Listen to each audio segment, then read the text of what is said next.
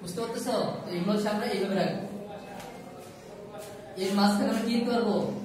থালা বাসন গাছটা রাখতে পারবো। তারপরে একটু বড় করে দিয়ে আমি গাছ রাখতে পারি। বুঝতে পারছো? আচ্ছা, এরপর দেখো আমি হচ্ছে এই যে এটা হচ্ছে তোমার এই পয়েন্ট বরাবর আসছে, এটা হচ্ছে এই পয়েন্ট বরাবর কি করছে আসছে, তুমি মিলাই দিলা। এইটুকু তুমি কি পাইলা? ভেজে পাইছো না? আচ্ছা, এই পয়েন্টটা এখানে মাঝ বরাবর আসলো, এটা ওখানে মাঝ বরাবর আসলো, এখান থেকে এটা মিলাই দিলাম।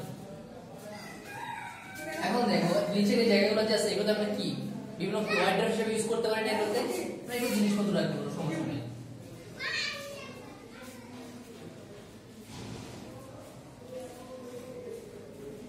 তো নরমালি হচ্ছে এটা আমাদের কিচেন, ঠিক আছে?